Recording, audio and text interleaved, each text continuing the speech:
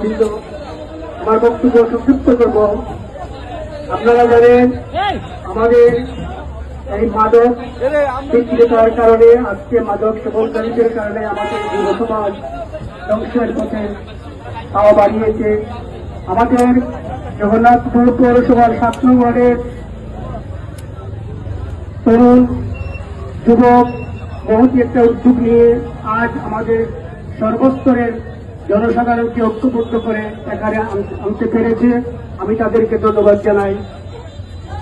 আমি জগন্নাথপুরের সচেতন মহলকে এবং জগন্নাথপুরের সর্বস্তরের সাংবাদিক নেতৃবৃন্দকে এবং জগন্নাথপুরের প্রশাসনের দৃষ্টি আকর্ষণ করে আমি বলতে চাই, আপনারা জগন্নাথপুরবাসী, আপনারা সাংবাদিকবৃন্দ, আপনারা প্রশাসন এই যুব সমাজের পাশে দাঁড়ান।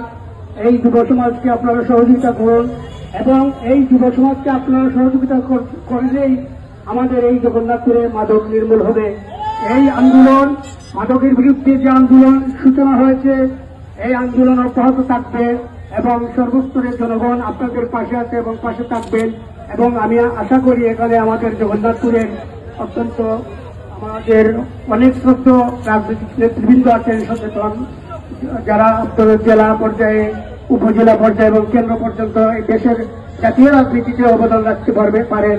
সেই রকম নেতৃবৃন্দ আমাদের মধ্যে উপস্থিত হয়েছেন। আপনারা আমাদের এই যুব সমাজকে আপনারা সহযোগিতা করে যান মাদক নির্মূল করার জন্য।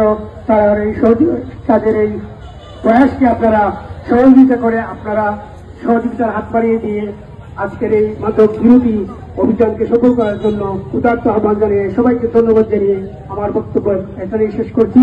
বাংলাদেশ চিরজীবী হোক। ধন্যবাদ সবাই।